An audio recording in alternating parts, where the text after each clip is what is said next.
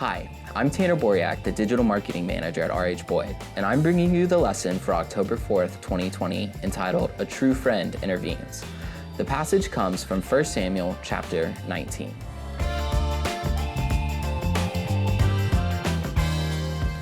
You've probably heard the phrase, caught between a rock and a hard place. This expression perfectly describes the situation that Prince Jonathan found himself in. In this lesson, Jonathan was caught between the rock of his father's wrath and the hard place of doing right by his friend David. Certainly this dilemma is relatable for most people. The pull of our moral compass, love, and the inner urging of the Holy Spirit often puts us between the proverbial rock and hard place, which is where we meet Jonathan. Here, we find an angry king fueled by the kind of rage that can only come from jealousy. In the previous chapter, we read of Saul's growing contempt and jealousy for David.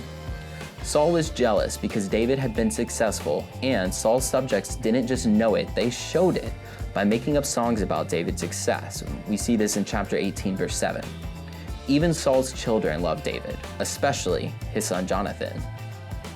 Saul made several attempts to get rid of David, but all of his attempts to sabotage David's rising success were unsuccessful and even made David more popular. By the time we meet Saul, he wanted David dead. However, what truly made this tragic for Saul was that he realized God was with David, as we see in chapter 18, verse 28.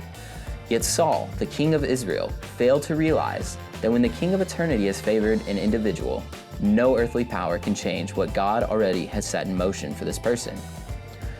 Jonathan's actions in this situation stand as a perfect example of what godly friendship looks like. As soon as he heard about the danger David was facing, he immediately sprang into action. In verses 2 through 5, we see Jonathan warning David of his approaching danger and devising a plan to help, and supporting David in front of his father Saul, persuading him not to harm David. How willing are you to warn your friends when they may be heading to danger, or to stand by them and help them through difficulty? More importantly, perhaps, how willing are you to listen to a friend who's trying to warn you? In these verses, Jonathan chose to stand for the right thing, even when this put him at odds with his father. This is an absolute mark of a friend to God. God's friends can be trusted to choose to do the right thing, regardless of who that puts them at odds with. Sometimes standing up to family and loved ones is difficult. However, in those moments of difficulty, God is counting on us to choose the right thing over whom that choice may put us at odds with.